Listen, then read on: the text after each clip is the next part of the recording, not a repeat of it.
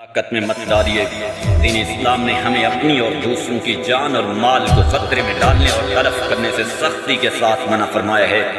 اللہ تعالیٰ کے ارشاد ہے، اور اپنے آپ کو خود اپنے ہاتھوں ہلاکت میں نہ ڈالو۔ دوران سفر جلد بازی بڑے بڑے حادثات کا سبب بن جاتی ہے۔ شریعت نے ہمیں جلد بازی سے منع کیا ہے۔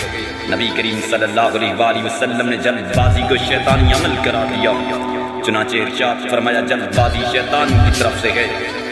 موٹر سائیکل اور گاڑی وغیرہ چلاتے ہوئے ذرا سی بے احتیاطی جلد بازی اور غلطی حادثہ کا سبب بن جاتی ہے، جس میں کئی بے گناہ لوگ زخمی ہو جاتے ہیں اور بعض ہمیشہ کے لیے معذور ہو جاتے ہیں، اور بعض دفعہ تو گاڑی کی تباہی کے ساتھ ساتھ کئی لوگ اپنی جان سے بھی ہاتھ دھو بیٹھتے ہیں۔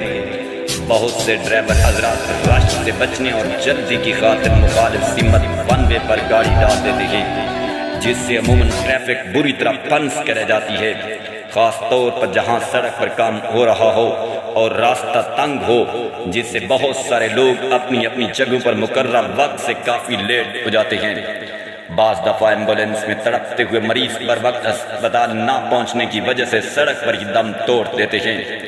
بعض ڈرائیور ٹریفک اشاروں کی پابندی نہیں کرتے، جس سے نہ صرف دوسروں کا حق راہ گزر مارا جاتا ہے، بلکہ بعض دفعہ تو بڑا حادثہ بھی رونما ہو جاتا ہے، جس میں کئی قیمتی جانیں چلی جاتی ہیں۔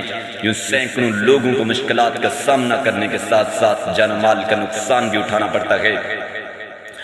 جلد بازی اور خطرناک ڈرائیونگ کرنے والا ایسے ہی کئی کبیرہ گناہوں کا مرتکب ہوتا ہے، جن کا تعلق حقوق العباد سے ہے، اور حقوق العباد کی حق تلفی کا گناہ جب تک صاحب حق خود معاف نہ کر دے معاف نہیں ہوتا۔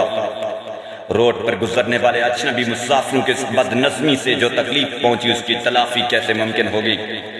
لوگوں کے جان و مال کا تحفظ شریعت کی خصوصی تعلیم ہے، لہذا شرعی ہدایات اور ٹریفک قوانین کو جاننا اور ان پر عمل کرنا بہت ضروری ہے، تاکہ اپنی اور دوسروں کی جان اور مال کا تحفظ یقینی بنایا جا سکے اور بڑھتے ہوئے ٹریفک حادثات کی روک تھام کی جا سکے۔ نیز سفری دعاؤں کا بھی خصوصی اہتمام رکھیے۔ اللہ تعالی ہماری حفاظت فرمائے۔